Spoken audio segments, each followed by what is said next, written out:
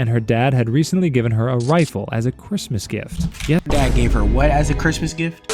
I am the stone that the builder refused. I am the visual, the inspiration. You too, what it do, man? It is your boy Abdul up next, and I am back with another video. And today, man, we got something that could be disappointing, could be shocking. I know it ain't common. That's one thing I'll tell you, man. We're reacting to a video about the worst crimes committed by kids. Now, personally, I don't think it's going to get crazy whatsoever because, mind you, we're talking about children. Kids. Only thing kids should be doing is watching Nickelodeon, drinking Capri Suns, you know what I'm saying? The worst thing a kid probably did on this list is lying about brushing their teeth. Like, kids aren't committing arson. Like, they're not gonna sit in my face and tell me a kid caught 12 bodies. They're supposed to be counting to 12. Also, I want y'all to know, merch drops early next month. Confirmed. Save your coins. But yeah, I don't want to watch no villain origin story about a kid when I know good and well he watched SpongeBob, and I ain't see SpongeBob do that. So why I see you doing that? I don't want to find out that no kid skipped parole and recess. You know what I'm saying? Like the video before we even get started, and we kind of got no choice but to just check it out, right? Like I said, bro, the worst thing a kid could do is forget his homework. You ain't about to do 3 years in prison and you ain't even do your homework, right?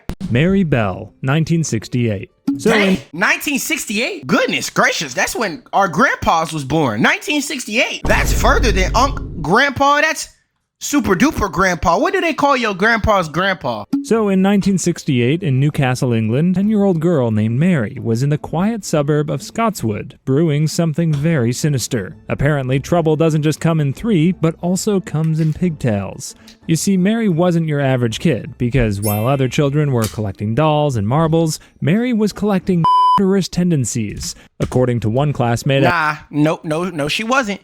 Mary's still scared of the dark. Let's be real. You ain't skipping puberty and going straight to prison. Like you said, pigtails. She looked like Dora. Was she an evil Dora? The hell, we watching a video on Stewie? Mary was collecting murderous tendencies, and when she began exhibiting distressful mannerisms, like shaking her head and forming a steely gaze, they'd instinctively know she was about to become violent. Well, on May 25th, 1968, the day before her 11th birthday, Mary finally snapped and strangled 4-year-old Martin Brown, who she found playing alone in an abandoned house with her bare hands. 11 years old. You can't even send an 11-year-old to jail. You gotta sentence them like, you gotta ground them. Like, I sentence you to getting your phone took. A 4-year-old.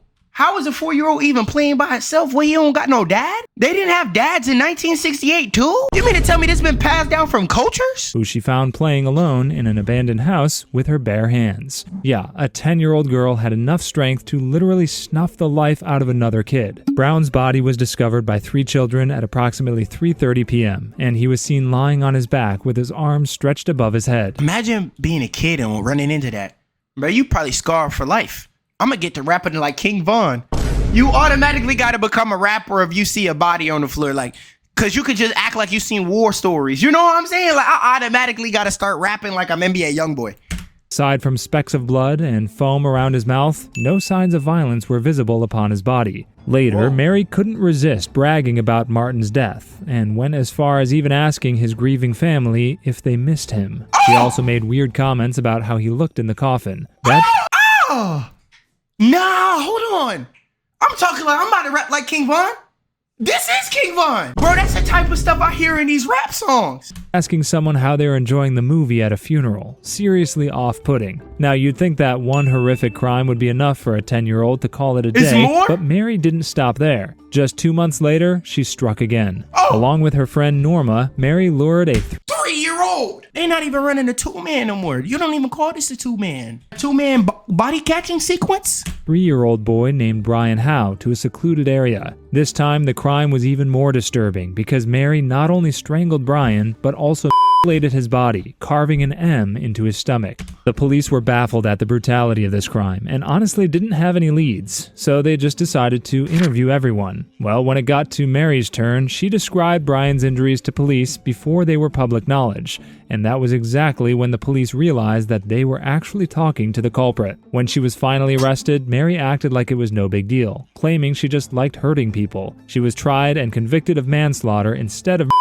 as the court deemed her incapable of fully understanding her actions. That's legal jargon for she's messed up, but she's still a kid. Diagnosed with a psychopathic personality disorder, Mary was sentenced to a special type of custody and released at age 23 with a new identity. Hey, at 23?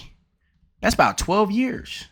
She caught 2 bodies. You can't even really give them 12 years though. You gotta kind of like, you know, send them to the principal's office, stuff like that. I got a question. Okay, you find out a kid did this. Are you scared of them? If you said no, you crazy. If you said no to that, you're insane. I'm telling you right now. Let me find out an 11-year-old did anything. I'm gonna run from him. I ain't even gonna cap to y'all. I'm not gonna act tough. I'm not gonna do none of that. If an 11-year-old is out here catching bodies, I'm scared of an 11-year-old, and I'm a grown man. John Venables and Robert Thompson, 1993. Girl's name is Venables. Boy, they was naming them things anything back in 1967, boy. Venables is your name? I know I can't be talking because my name Abdul, but Venables? That sounds like something you'll see on a times table. That wasn't fun. See, John and Robert were no angels. These 10-year-old boys were serious troublemakers. And on February 12th, 1993, they decided to skip school and hang out at the New Strand Shopping Center and steal paint and batteries. February 12th, though, they was probably hating on Valentine's Day. If they hating on Valentine's Day, freedom, man. Forget Valentine's Day. I'm lonely and a hater.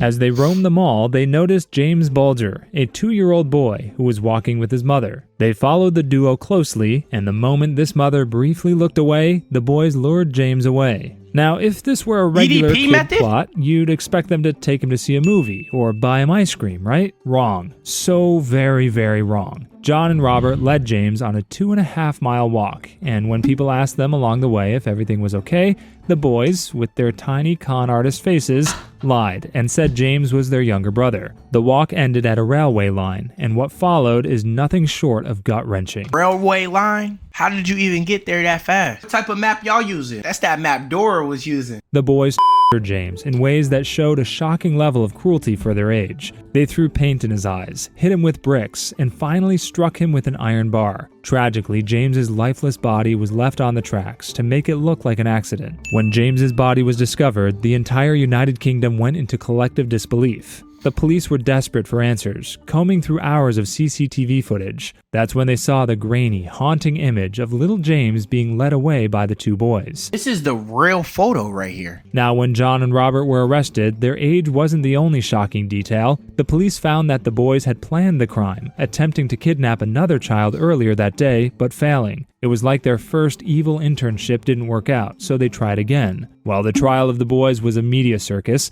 as people couldn't wrap their heads around it. The boys were found guilty and became the youngest convicted in modern British history. They were sentenced to be detained at Her Majesty's pleasure, which is a Yeah, UK, y'all not beating the allegations. Detained at the Majesty's pleasure. Why everything in the UK gotta be so bougie? Like, what the heck? You shouldn't even have that type of word in your vocabulary. Spell majesty. You, not me, you. We all can't spell majesty. Magesty. which is a fancy way of saying, we'll figure out when to let you out. Eventually, they were released in 2001 under new identities, sparking heated debates about whether they deserved a second chance. Here go my thing and why I'm already not liking this video and why I might prefer gangsters. Bro, I'm starting to believe gangsters might just be heroes. Look, you're not viewing this correctly. Follow me clearly. Gangsters are clearly antagonists, and I'm gonna tell you why. They have legitimate targets. You know what I'm saying? They actually did something to them. You know, a gangster ain't gonna come at the random person on the street, the random girl on the street. Why are y'all going at like 3 and 4-year-olds? Gangsters at least got heart though. You know, they not gonna be like, man, I got beef with a 4-year-old. What the 4-year-old do?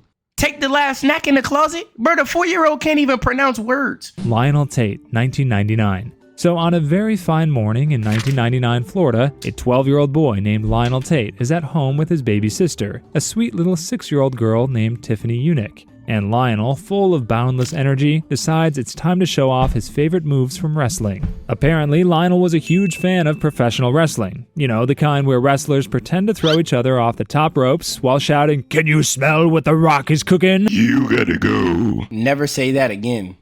It's entertainment. It's fake. But Lionel didn't quite get the memo that fake meant don't actually hurt someone. So on that fateful day, Lionel played wrestler, and Tiffany became his unwitting opponent. But instead of gently pretending to pin her, as wrestlers do in the ring, he actually body slammed her. What Lionel called wrestling moves were, in reality, a flurry of brutal actions. I speak for everyone when I say we probably have all tried wrestling moves at home. I'm not even with cap. I did, but I had to retire from the wrestling game when my fat homie literally sat on me. I'll never forget that day. I heard my neck crack.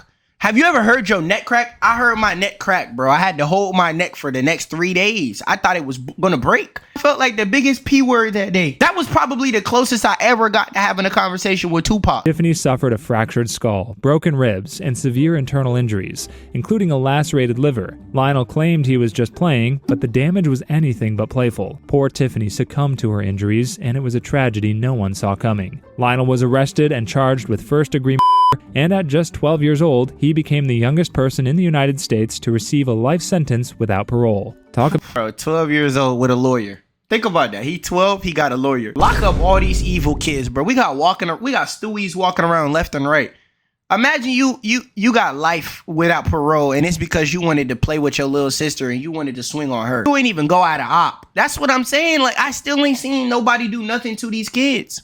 What can you even do to a 10-year-old? It ain't even about homework no more. Homework about easy at 12. What grade you in? About going from WWE dreams to prison nightmares faster than you can say body slam, the courtroom drama was intense, as Lionel's defense team argued that he simply mimicked the moves he saw on TV. But the prosecution pointed out that the injuries Tiffany sustained weren't just from a playful tussle, but were consistent with serious, deliberate force. It was like comparing a friendly pillow fight to a heavyweight boxing match. But things soon take an unpredictable turn, because just after 3 years in prison, Lionel's sentence was overturned in 2004. The court decided that he hadn't fully understood the consequences of his actions or the severity of his trial. In other words, they figured a 12-year-old couldn't grasp the gravity of a life sentence. Now, even though he had been released on probation, he was later rearrested for violating the terms of his release. Eric Smith. How do you even violate terms?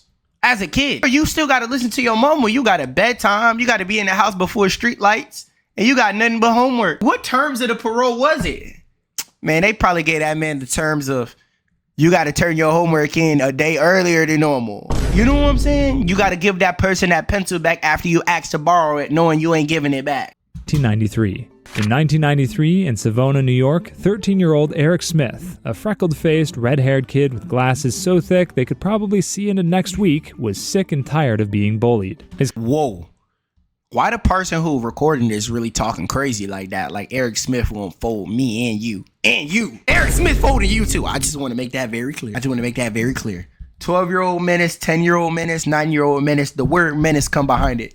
Therefore, I'm running on feet when I see him. Classmates called him names like Fire Truck Head and Bozo, which is downright mean and not very creative if we're being honest. And since he was the kind of kid who seemed to bottle up all his frustrations, nobody really knew just how frustrated he was. I mean, bottled emotions are a bit like shaken up soda cans that can eventually explode. Well, one sunny afternoon in August, 4-year-old Derek Roby was on his way to a summer camp about a block away, and his mom decided to let him walk alone, something unthinkable today, but normal back then. Unfortunately, Derek crossed paths with Eric, and things took a dark turn. R. Kelly would have loved to be Derek alive into back the then. woods, where he attacked the little boy in a fit of rage. He strangled him, hit him with a rock, and even him. It's a heartbreaking crime, made even more unsettling because Eric had no clear motive beyond pent-up anger and frustration. He later admitted that he wanted to take out his rage on someone vulnerable, and poor Derek became his target. When Derek's body was found, the community was devastated, and police scrambled for answers. Meanwhile, Eric was walking around like nothing had happened. I don't know, I'm kind of scared of Eric. Eric just talking absolutely crazy. I think stepping on Legos is enough of a crime to send a kid to jail, but that's just my opinion personally. Bro out here gotta learn his Miranda rights when he dead ass supposed to be learning his times tables. This is quite crazy. Almost. He showed up at Derek's funeral, which is either bold, creepy, or a bit of both. But here's where Eric's plan unraveled faster than a cheap sweater. He started spilling the beans. He told his mom he did something bad, and later he confessed to the police. Not exactly the world's best poker face. It turns out that Eric wanted to talk about it so badly that you'd think he was auditioning for a true crime documentary. Eric was tried as an adult despite being only 13, and when he walked into court, his boyish looks and red hair made it hard for people to believe he could commit such a horrific crime. Give a dang what he looked like. I know he looked like he could be off Diary Wimpy Kid. He need to be reading diaries from the county jail. I don't care what hair and freckles he got. Because a black man like me with dreads, no age, no what, they gonna believe they did it. Be real. Oh, he has glasses and freckles. He could never. Bro, he's more likely guilty than the actual, than one of people like me. What do you exactly mean? He's more guilty than me. He's more likely than me. He's the school threat. However, his chilling confession sealed the deal, and the jury found him guilty of second-degree murder. He was sentenced to 9 years to life in prison, which might sound short for such a brutal crime, but life had other plans for Eric. You see, he kept being denied parole because the board felt he still wasn't ready to rejoin society, but was finally released in 2022 after serving 28 years. Brenda and... Whoa, you mean to tell me he's roaming the streets right now? Bro, we need to know exactly where he is so we can stay far away. He has had the chance to go to spelling bees and stuff. He wanted to spell the words homicide. Brenda Ann Spencer, 1979. Brenda wasn't your typical teenager, though she had the moody teen look nailed. This looked like Meg from Family Guy. This is a whole nother world where Meg from Family Guy got fed up. A cluttered house across the street from Cleveland Elementary School, and her dad had recently given her a rifle as a Christmas gift. Yet, Dad gave her what as a Christmas gift? Everybody in the comments, y'all tell me what y'all think her race is. It's clear as day. I don't see no person of my complexion doing that.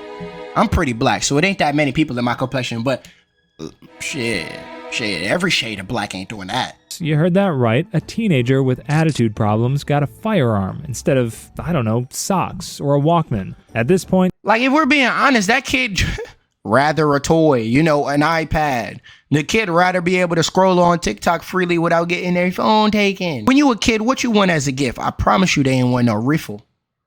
What type of rifle is we talking about? Did they give him a Nerf gun? you'll probably be thinking that that's a red flag the size of Texas. And you'd be absolutely right, because on January 29th, 1979, Brenda woke up, grabbed her shiny new rifle, and set her sights on Cleveland Elementary School. From her window, like some sort of twisted sniper, she started firing at students and teachers. Now keep in mind, this wasn't Call of Duty, this was real life. She killed 2 adults. The school's principal, Burton Ragg, and custodian, Michael Suture, both of whom had heroically tried to shield students from the bullets.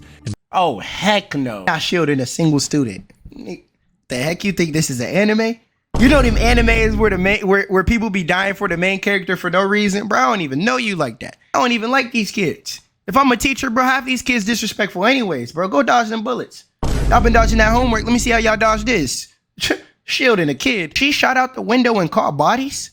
I don't even got that much aim in Call of Duty, Fortnite, any game. I don't got that aim. By the time she was done, 8 children and a police officer were injured. When the police finally got her to surrender after a standoff, reporters asked her the big question, why did you do it? And her simple answer became the infamous, I don't like Mondays. The sent shockwaves across the world, not just because of the tragedy, but also because of how nonchalant Brenda was. She showed no remorse, didn't apologize, and seemed utterly detached from reality. She was charged. All right, let's just keep it real. Let's just keep it nerdy. She had aura.